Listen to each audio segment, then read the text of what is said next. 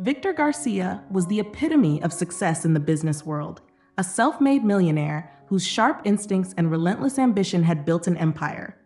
With his tailored suits, polished demeanor, and steely gaze, he exuded authority and control. Yet behind the grand facade of his sprawling mansion, with its towering marble columns and meticulously groomed gardens, lay an emptiness that no amount of wealth could fill. The mansion, though opulent, was eerily quiet, a reflection of Victor's life. Every corner gleamed with perfection, from the crystal chandeliers to the antique furniture, but it lacked the warmth of a true home. Victor was a man consumed by his work, believing that his relentless pursuit of money and power was the ultimate way to secure a future for his son Lucas. His days were a blur of meetings and transactions, with little time spared for personal connections or family. To Victor, emotions were distractions, and love was a luxury he couldn't afford. He viewed money as the ultimate tool to solve problems and bridge gaps. He convinced himself that providing Lucas with the best material possessions was enough, ignoring the growing void in his son's heart and his own life. Lucas Garcia, a tender-hearted 7-year-old boy, lived in the shadow of his father's wealth and grandeur. The sprawling mansion he called home was a marvel of architectural beauty, yet to Lucas, it often felt like a gilded cage. The towering walls and endless halls echoed his footsteps, a constant reminder of the emptiness that filled his days. Despite the luxurious surroundings, Lucas's world was small and lonely. His father, Victor, was rarely present, and when he was, his demeanor was distant and cold. Lucas longed for moments of warmth, a simple hug, or even a shared laugh, but they never came. The absence of his mother, who had passed away years earlier, deepened his isolation, leaving him with a profound sense of loss. Most days, Lucas spent hours alone in the grand playroom, surrounded by expensive toys he barely touched.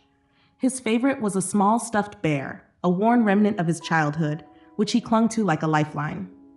He would sit for hours by the window, watching other children play in the distance, his eyes filled with a mix of curiosity and sadness. Lucas's yearning for connection was palpable. He often imagined what it would feel like to have someone to share his thoughts, his joys, and even his fears. His heart ached for the love and attention that no wealth could buy. Though he was young, Lucas understood that he was missing something vital, something he couldn't name, but desperately needed: the warmth of a family. Clara Rivera stepped cautiously through the iron gates of the Garcia mansion, her simple leather shoes crunching on the gravel path. A single mother in her late 20s, Clara carried herself with quiet grace, her every movement imbued with a sense of purpose. Though her life had been shaped by hardship, her deep brown eyes sparkled with resilience and hope. Her modest attire, a neatly pressed dress and a simple cardigan, contrasted sharply with the grandeur of her new workplace. The mansion loomed ahead, a towering symbol of wealth and power. Its gleaming white walls and perfectly symmetrical architecture radiated a cold, almost intimidating aura. Clara paused for a moment to take it all in. The meticulously trimmed hedges, the marble fountain that sprayed crystal clear water, and the grand double doors spoke of luxury beyond her imagination. Yet, despite its beauty, Clara couldn't ignore the emptiness that seemed to linger in the air, as though the house itself bore the weight of something missing. Clara had taken the job out of necessity. As a single mother to her 8-year-old son, Mateo, she needed steady work to ensure his future. But more than that, Clara carried a quiet desire to bring warmth and kindness wherever she went, a quality that had seen her through the toughest times. Her first steps inside the mansion only deepened her impression of its lifelessness. The opulent chandeliers cast a stark light over the polished floors, and the air was silent, save for the faint echo of her footsteps. Clara could feel the distance between the luxury around her and the life she had come from, yet she resolved to do her job with care. Little did she know, her presence would soon stir a change within the walls of this lonely home. Lucas peered cautiously around the corner of the grand staircase, his small hands gripping the banister as he watched Clara unpack her cleaning supplies. His hazel eyes were filled with curiosity, though tinged with hesitation. She was a stranger in his world of solitude, and Lucas, ever wary, chose to keep his distance. From behind the ornate balustrade, he studied her movements, gentle, deliberate, and unhurried. Clara, sensing his presence, glanced up with a warm, knowing smile.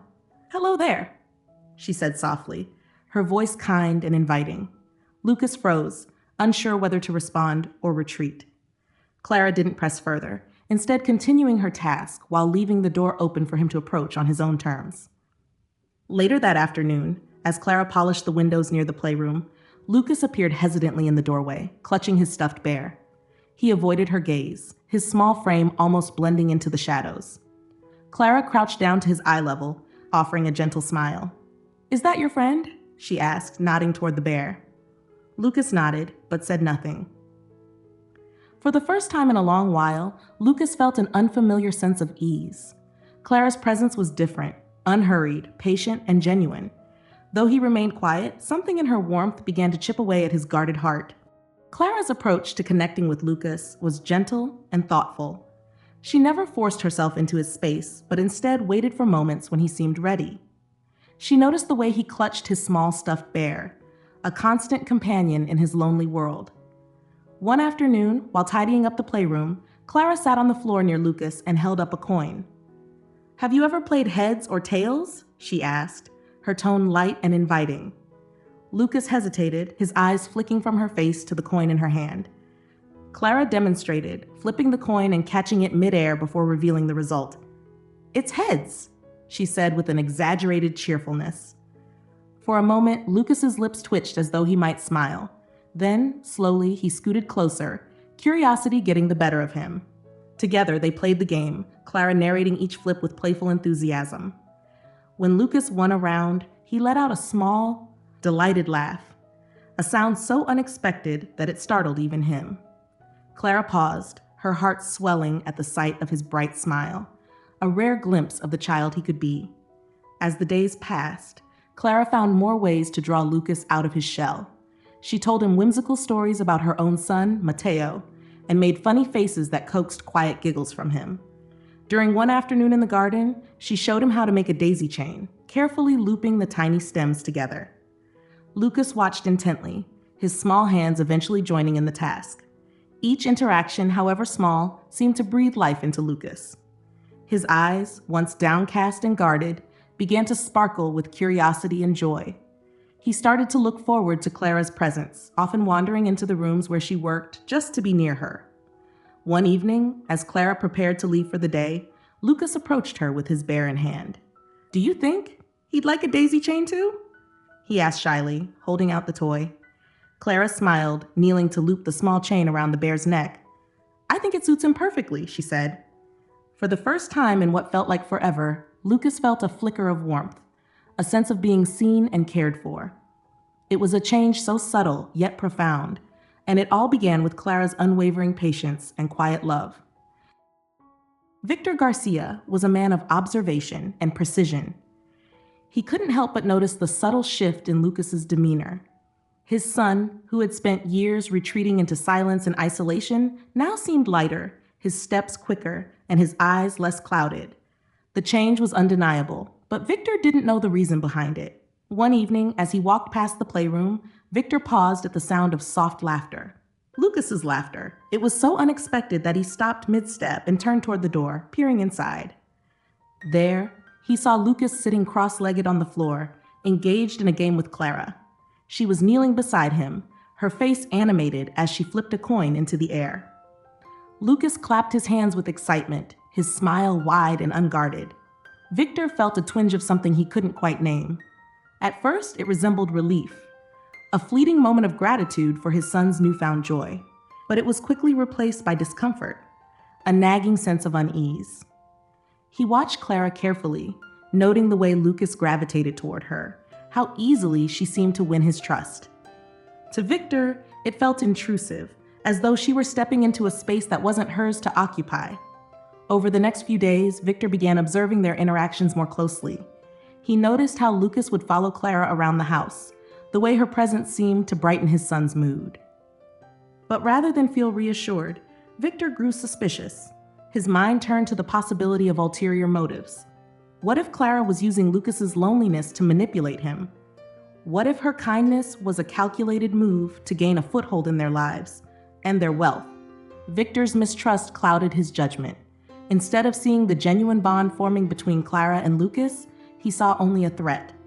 And with every passing day, his discomfort grew, planting the seeds of a conflict that would soon come to a head. The tension between Victor and Clara reached a tipping point one afternoon when he found her and Lucas in the garden. Clara was seated on the grass, showing Lucas how to weave flowers into a daisy chain. Lucas's face was glowing with excitement as he carefully followed her instructions, his small fingers clumsily looping the stems together.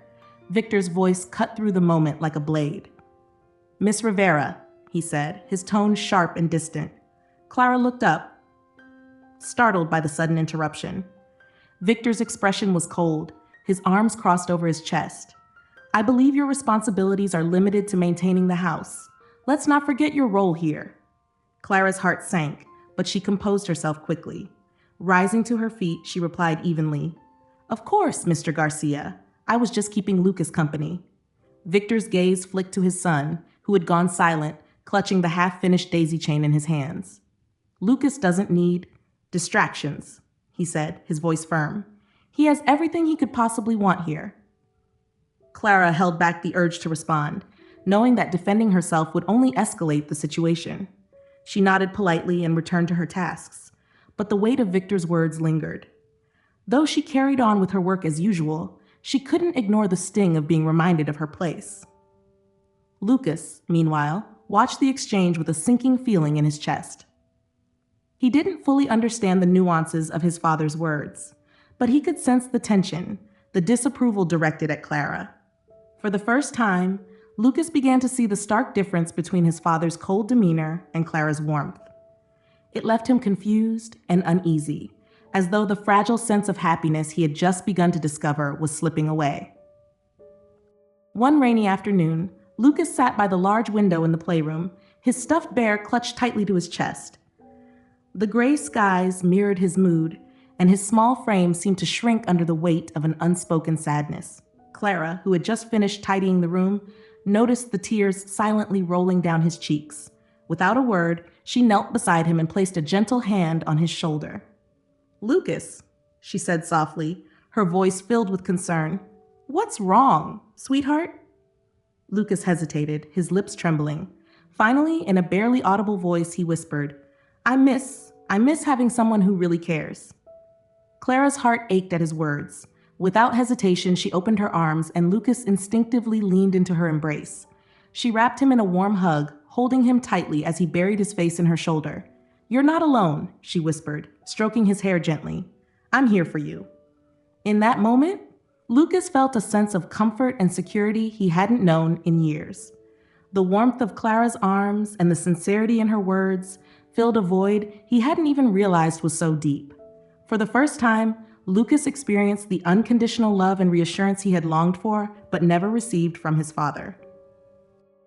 The mansion felt unbearably empty after Clara's departure.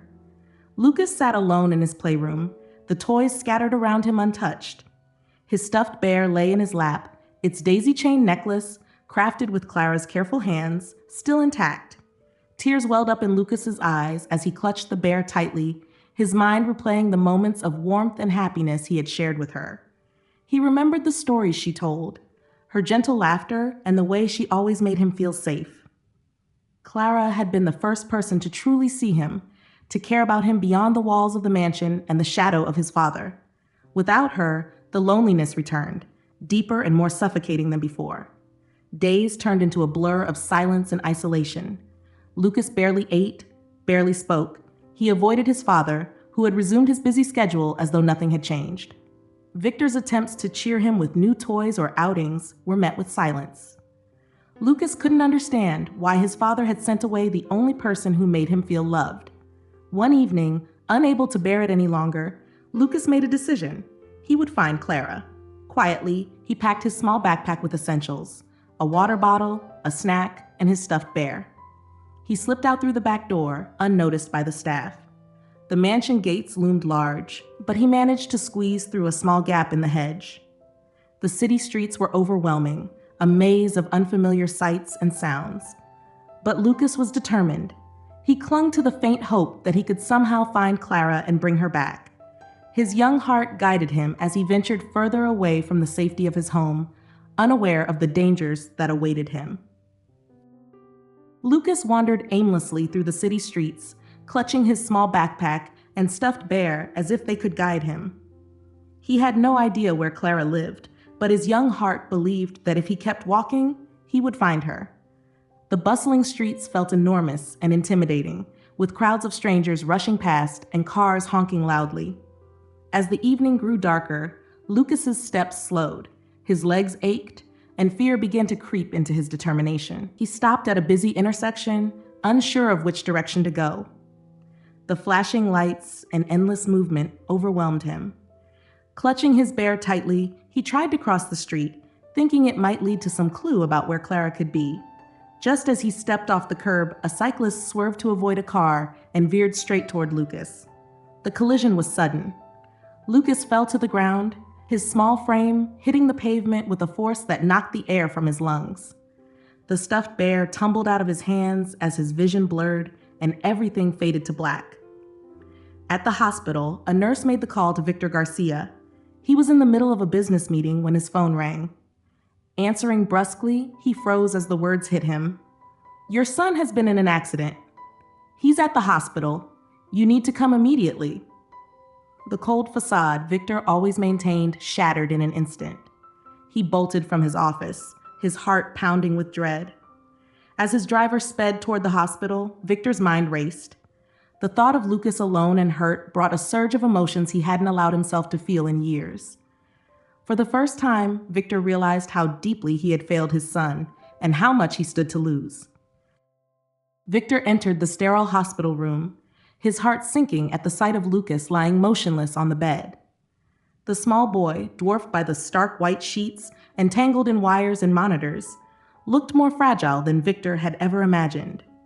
His normally rosy cheeks were pale, his lips barely moving as he took shallow breaths. Victor's breath hitched as he approached, his hands trembling as he reached out to touch his son's small hand. Sitting beside Lucas, Victor felt an overwhelming wave of guilt crash over him. His mind replayed every moment he had dismissed his son's needs, every opportunity he had chosen work over spending time with him. The cold distance he had always maintained now felt like an unbearable chasm. For the first time, Victor allowed himself to feel the crushing weight of his failures as a father. As he sat there in silence, Lucas stirred faintly, his lips parting to whisper a single word, "Clara." The sound was faint, barely audible, but it hit Victor like a bolt of lightning. His son, in his most vulnerable state, wasn't calling for him, but for the woman he had pushed away. Victor's throat tightened, tears welling in his eyes. In that moment, he finally understood. Clara hadn't just been a source of joy for Lucas. She had become his anchor, the person who filled the void that Victor's absence had created. Victor's realization was sharp and undeniable. He had driven away the one person who truly cared for his son, and now he had to make things right. Victor stood outside Clara's modest apartment, a stark contrast to his opulent mansion. The neighborhood was quiet, lined with aging buildings and narrow streets. He hesitated, his hand hovering over the doorbell. Swallowing his pride, he pressed the button, the chime echoing faintly in the corridor. When Clara opened the door, her surprise quickly turned into guarded apprehension. She stood in the doorway, her expression calm but distant. "Mr. Garcia," she said, her voice polite yet firm. "What brings you here?" Victor's usual confidence wavered. For a moment, he struggled to find the words, his emotions tangled in guilt and regret. "Clara," he began, his tone uncharacteristically soft, "I made a terrible mistake." Clara's brow furrowed slightly, but she remained silent, allowing him to continue. I let my suspicions cloud my judgment. I accused you unfairly and pushed you away. I thought I was protecting Lucas, but instead, I hurt him." His voice cracked, and he paused, taking a deep breath. "Lucas, he needs you, Clara. He's been asking for you, even in his sleep. He's in the hospital, and Victor's voice faltered. "I'm begging you to come back. Not for me, but for him." Clara's heart softened at the mention of Lucas, but she remained cautious. "Mr. Garcia, I never intended to overstep my role. I only wanted to help Lucas feel less alone," she said, her tone measured. "But coming back, it's not an easy decision." Victor nodded, his shoulders slumping under the weight of his guilt. I understand, and I won't blame you if you refuse, but I'm asking, as a father who has failed his son, to help me make this right." Clara studied him for a moment, seeing a vulnerability she hadn't thought him capable of. She thought of Lucas, his laughter, his sadness, his quiet resilience. Finally, she sighed. "For Lucas," she said, her voice firm yet kind, "I'll come back for him." When Clara arrived at the hospital, Victor led her to Lucas's room. The boy lay still, his small hand gripping his stuffed bear. Clara's eyes filled with tears as she approached him. "Lucas," she whispered, her voice trembling.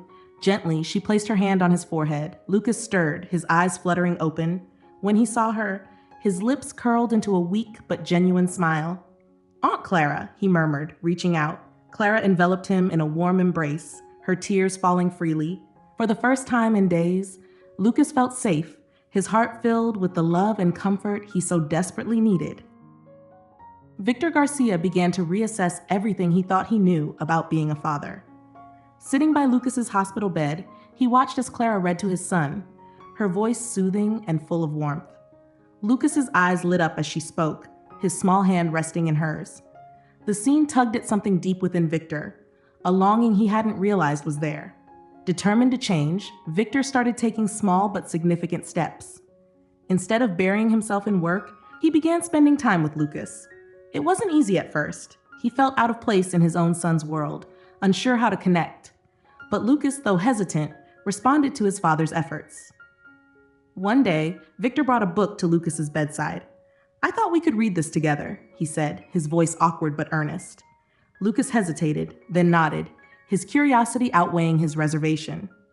As they read together, Lucas began to smile, and Victor felt a flicker of hope. Victor also observed Clara closely, taking note of her patience and kindness.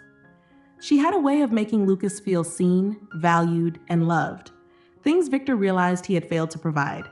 Her example showed him that love wasn't about grand gestures or material gifts, but about being present, listening, and caring. Back at the mansion, Victor began implementing changes to make it feel less like a showpiece and more like a home.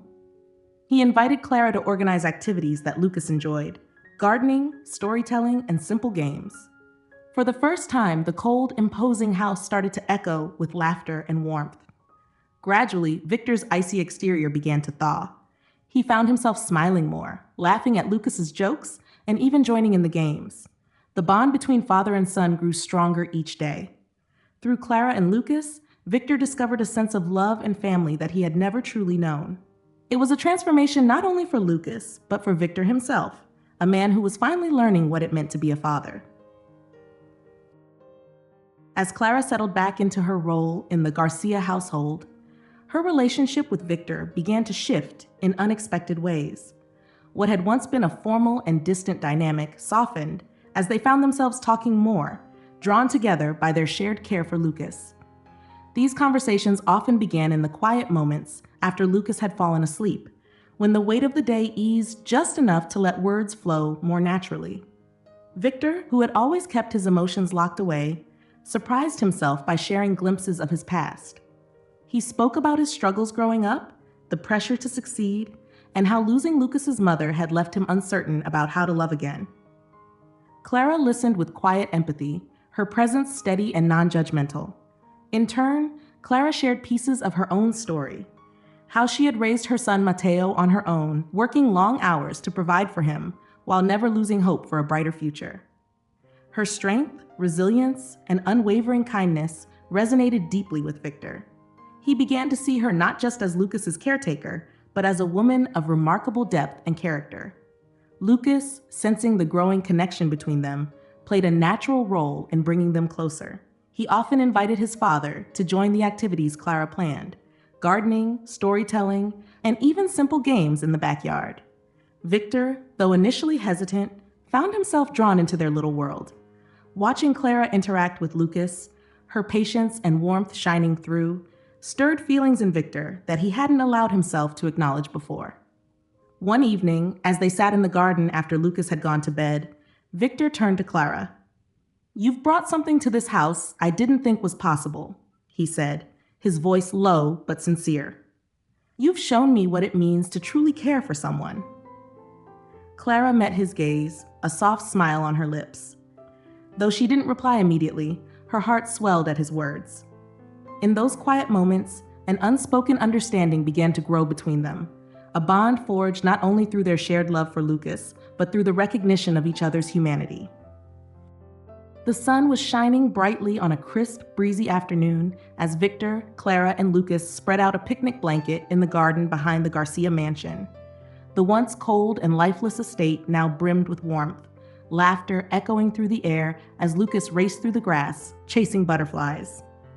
Clara smiled as she unpacked the basket, her heart light and content in a way she hadn't felt in years. Victor watched from a distance, his gaze soft as he observed the two people who had transformed his life. Lucas, once withdrawn and solemn, now radiated happiness. And Clara, with her gentle strength and unwavering kindness, had become the heart of their home. Victor felt a surge of emotion, gratitude, admiration, and love, all coalescing into a decision he had been contemplating for weeks. "Clara," Victor said, stepping closer and clearing his throat. She looked up, a hint of curiosity in her expression. He reached into his pocket and produced a small velvet box, his hands steady but his heart racing. Dropping to one knee, he opened the box to reveal a simple but elegant ring. "You've not only brought Lucas back to life," he began, his voice thick with emotion, "but you've shown me how to live again. Will you do me the honor of becoming my wife?" Clara's eyes widened, her hands flying to her mouth as tears welled up. Before she could answer, Lucas sprinted over, his face lighting up as he realized what was happening. "Say yes, Aunt Clara! Please say yes!" he exclaimed, his voice bursting with excitement. With a shaky breath, Clara nodded, her tears spilling over as she whispered, "Yes. Yes, Victor, I will." Lucas let out a jubilant cheer, throwing his arms around both of them. Victor stood, pulling Clara into a tender embrace, with Lucas sandwiched between them, laughing uncontrollably. At that moment, they were no longer three individuals, but a family, bound by love and hope for a brighter future. The garden, filled with their laughter, became a symbol of the joy and connection they had fought so hard to find. The Garcia mansion, once a symbol of wealth and cold formality, had transformed into a home filled with life and warmth. Gone were the days of echoing hallways and empty rooms. Now, the sound of laughter rang through every corner. Lucas's joyous giggles often mingled with the cheerful voices of Clara and Victor, creating a melody of love that filled the once sterile space. The mornings began with shared breakfasts at the long dining table, which no longer felt intimidating, but inviting. Clara would prepare simple but delicious meals, and Lucas would chatter excitedly about his plans for the day. Victor, once buried in work, now sat with a newspaper in one hand and a cup of coffee in the other, smiling at his son's enthusiasm. Afternoons were often spent in the garden. Lucas and Clara would plant flowers or chase each other through the freshly trimmed grass, while Victor joined in, shedding his businesslike demeanor for carefree moments of play. In the evenings, the family gathered in the living room where Clara read stories aloud, and Victor occasionally added humorous commentary that sent Lucas into fits of laughter. The mansion had become a sanctuary, not because of its grandeur, but because of the love that now resided within its walls. It was no longer just a house, it was a home where every moment was cherished, every laugh treasured, and every heart finally felt whole. As the sun set over the vibrant garden, the Garcia family sat together on the steps of the once cold mansion, now brimming with warmth. Lucas leaned against Clara, his laughter echoing as Victor recounted a playful story.